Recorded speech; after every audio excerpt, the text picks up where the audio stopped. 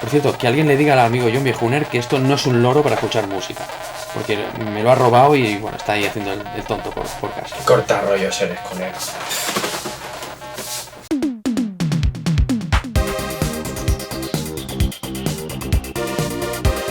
Muy buenas viejones, bienvenidos a mi canal. Como veis llevo una camiseta de Explora Commodore, lo que significa que he vuelto a ir a casa del señor Tentáculo Púrpura y le he robado algo para enseñároslo.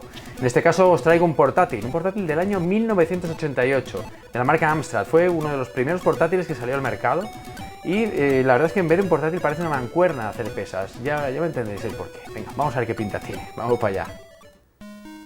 Corrían los años 80 y una empresa llamada Amstrad comenzó a comercializar sus propios ordenadores personales, en un intento por luchar en el mercado que tenían fabricantes como Commodore o Sinclair.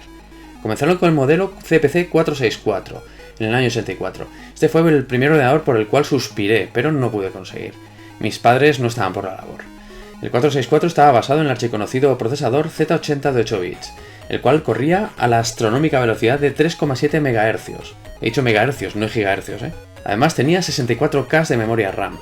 Este ordenador incluía una unidad de cinta de cassette como método de almacenamiento de datos y un monitor fósforo verde o de color, en función del modelo que compraras, el cual llevaba fuente de alimentación integrada. Estos fueron los primeros ordenadores que Amstrad comenzó a comercializar. Posteriormente fueron seguidos por los CPC 664 con unidad de 3 pulgadas de disco y después los CPC 6128 con 128K de RAM. Por cierto, estas fotos que estáis viendo corresponden al libro Amstrad Eterno, que trata sobre la historia de Amstrad y de todos los ordenadores que sacaron. Doy las gracias a Dolmen Editorial y a Tila Merino por haberme cedido una unidad para enseñar en el canal. Si os motiva y le dais a like compulsivamente a este vídeo, haré una reseña en detalle sobre este pedazo de libro retro que me ha encantado. Y por si os interesara comprarlo, os dejo un link en la descripción del vídeo para que os deis un capricho si os apetece. Los Amstrad CPC fueron máquinas de 8 bits muy conocidas y deseadas por los niños de aquella época. Amstrad, además, se introdujo en el mercado de los ordenadores PC, lanzando al mercado los de la gama PCW, muy orientados al entorno empresarial. Y después la gama PC más estándar, con su modelo PC 1512 por ejemplo, los cuales tuve el placer de toquetear en casa de un amiguito del instituto. Se adentraron incluso a fabricar máquinas Spectrum, incluso cosas más frikis, como un híbrido entre PC y consola Mega Drive, el cual si se alinean los planetas os traeré al canal un día de estos. Entre las máquinas más atípicas que sacaron se encuentra el que os traigo hoy, el Amstrad PPC 512, lanzado en el año 88. Se trata de una versión del ordenador PC 1512, pero remasterizado y convertido en un ordenador, digamos, portátil o llevable, aunque es un poco incómodo de llevar por ahí, más que nada por el peso. Pesaba unos 5,5 kilos, y si llevaba las baterías, bueno, ya veréis qué baterías llevaba, el peso ascendía a los 6 kilos. Para que os hagáis una idea, un portátil MacBook Pro de la actualidad pesa 1,3 kilos. En los 80 los adictos a los portátiles tenían una fuerza descomunal, está claro. Este pedazo de tanque portátil tenía las siguientes características. El procesador es un NEC V30 a 8 MHz. Opcionalmente podríamos instalarle un coprocesador matemático para tener más potencia en el ordenador. Además llevaba memoria ROM de 16K. Como memoria RAM tenía la friolera de 512K de memoria ampliables a 640. Tenía aparte 16K de memoria VRAM para la tarjeta gráfica CGA, que lleva integrada. Ojo porque era CGA, esta tarjeta gráfica era anterior a la VGA que conocemos. Podía llegar a alcanzar resoluciones de 320x200 con 4 colores, o otra resolución 640x200 en blanco y negro. Además también era capaz de mostrar en pantalla varios modos de texto con diferente cantidad de líneas y caracteres. Con 4 colores la verdad es que daba para poco, los juegos se veían un poco, digamos, raros, con tonos magenta y verde, aunque dichos colores no se podían apreciar en la pantalla que llevaba este portátil, dado que era una LCD de matriz pasiva que soportaba 4 niveles de gris. Era similar visualmente a la pantallita que llevaba la Game Boy. De hecho, era también muy complicado verla correctamente, como pasaba con la Game Boy, si no tenías una iluminación correcta en la estancia donde tenías el ordenador encendido. El ordenador me lo han dejado con esta funda de transporte de la época, con el logo de Amstrad, la cual de momento sigue haciendo su función dignamente y sin haberse desintegrado en el camino. Lo que es el ordenador en sí tiene forma rectangular, como veis, y las medidas que tiene son 45 x 23 x 10 centímetros de altura. El color es el que veis, aunque el modelo superior que había, el PPC 640, tenía un color gris más oscuro. Teníamos dos maneras de alimentar este PC. Mediante un alimentador externo de 13 voltios de la misma marca, Amstrad, o bien mediante baterías, también conocidas como pilas. Sí, iba con pilas. Podía ir con pilas opcionalmente. Usaba 10 pilas de las medianas de toda la vida, como los juguetes de antaño. En la parte de arriba podíamos ver que el teclado de este ordenador va incorporado y es abatible. Se puede abrir desbloqueando los botones laterales que lleva. Cuando desplegamos el teclado, podemos observar que la pantalla LCD también es abatible. Como podéis ver, podemos graduar el ángulo, cosa bastante útil para mejorar la visión que tenemos de la pantalla. Aquí podemos ver el botón de encendido, ojo porque nos permite seleccionar si tenemos alimentación externa con el alimentador que os he enseñado o con pilas. También vemos el LED de power, el control de actividad de las disqueteras, además lleva el control para modificar el contraste de la pantalla y también lleva un regulador de volumen del altavoz interno. En este lateral podemos ver el asa de transporte, la verdad es que es bastante útil por lo que pesa la máquina. Y aquí podemos ver dos unidades de disquete de 3,5 de doble densidad. Tanto este modelo, el PPC 512, como su hermano mayor, el 640, podían venir con una o dos disqueteras, aunque una de las disqueteras se podía sustituir por un disco duro MFM, que era el sistema que usaban los discos duros antes de existir el IDE. Estos discos duros no eran oficiales de Amstrad, los fabricó un tercero. Si observamos en la parte trasera hay una tapa que si la abrimos deja al descubierto los puertos de conexión que tenía el portátil. Podemos ver dos puertos de expansión, uno que es DB25 y el otro DB37. Este es especialmente raro dado que es más grande que un puerto de impresora, no es muy estándar la verdad. Encima de estos conectores podemos ver un conector DIN para poder conectar un monitor de la misma marca, un Amstrad, el conector de la fuente de alimentación y además podemos ver un puerto serie y un puerto paralelo. Y por último podemos ver el conector de 9 pins para conectar una pantalla externa CGA.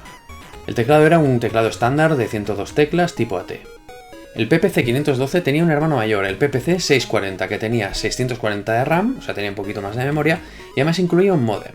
El PPC 512 solo tenía 512K de RAM, y venía de serie con el sistema operativo MS2 330, personalizado para esta máquina. El amigo Tentáculo Púrpura me ha dejado la máquina sin dicho sistema, supongo que la compró así. Así que me he puesto manos a la obra y me he descargado desde esta página las imágenes de los disquetes originales, he cogido mi disquetera USB tuneada, y he tenido que modificar los disquetes, como veis, con unas herramientas de alta tecnología. Sí, celo barato del chino. De esta manera el Amstrad podrá leer estos disquetes. Las disqueteras de 3,5 son de baja densidad, y dado que los disquetes que tengo son de 1,4 megas de alta densidad, el portátil no los iba a leer. Por tanto, tengo que engañar a la disquetera tapando este agujerito para hacerlos creer que es un disquete de baja densidad. Aparte de hacer este engaño, he tenido que formatearlos a 720K. Desde Windows 10, ojo, y me lo ha dejado hacer. He flipado cómo a día de hoy todavía dan soporte de este tipo de cosas en Windows 10. Después le he grabado las imágenes de los disquetes del MS2 que me he bajado de la web con WinImage. Y bueno, ya está, ya tenemos listos los disquetes de arranque para poder arrancar esta máquina. El hecho de tener dos disqueteras nos da mucho juego, dado que en la disquetera A podemos poner el sistema operativo y dejarlo ya puesto, y en la B podemos probar pues, el software para hacer trabajos para el colegio y bueno, digamos alguna cosa más que os voy a enseñar. Por supuesto serán juegos. Dado que esta máquina solo tiene 512K de RAM, muchos juegos de MS2 no arrancarán, dado que les faltará memoria convencional suficiente para funcionar. Pero aún así, muchos de ellos arrancan correctamente, como por ejemplo este Barbarian.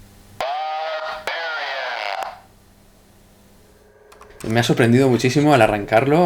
Comienza con un audio sampleado, digitalizado, que no se escucha nada mal, la verdad, por el altavoz interno del PC.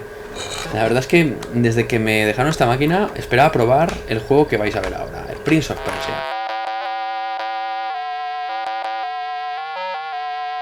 La verdad es que se ve realmente raro en esta pantalla LCD. Aún así va a una velocidad aceptable y el audio se escucha bastante bien. Como sabéis es PC Speaker. Esta máquina, como muchas de la época, no tenían tarjeta de sonido, no existían todavía para PC. Aunque, aún con este handicap, uno de los juegos que más sorprende escuchar y ver en esta máquina es Xenon 2. Con ese rimbillo noventero de su banda sonora, la verdad es que es un pasote. Es genial y se juega bastante bien.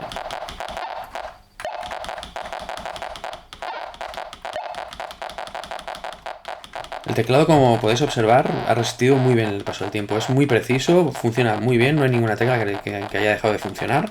La pantalla también pues ha resistido el paso del tiempo, lo que sí que, a día de hoy, claro, una tecnología de pantalla como esta, pues la verdad es que cuesta acostumbrarse. La verdad es que cuesta ver bien el juego, tienes que ponerte en un ángulo exacto para verlo, iluminar bien la pantalla porque si no, no se ve bien. Y una de las cosas que más me ha sorprendido esta máquina es el diseño, muy de ordenador militar que le han dado. Es súper robusto y tiene mucho mérito, que después de tantos años funcione perfectamente. Incluso el teclado, como os he dicho. Aparte de todo esto, sorprende la ausencia total de ruido. En aquella época los procesadores de los PCs no llevaban ventiladores. Y en este portátil solo vimos realmente la disquetera funcionando o los juegos con el PC Speaker. Todo lo demás es, bueno, se hace en absoluto silencio. Por cierto, que alguien le diga al amigo John Viejuner que esto no es un loro para escuchar música. Porque me lo ha robado y bueno, está ahí haciendo el tonto por casa. Corta rollos eres con él.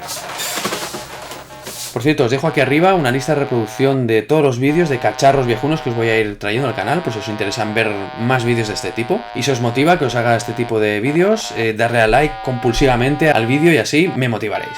Pues nada, viejuners, nos vemos en el próximo vídeo. ¡Hasta luego, Lucas!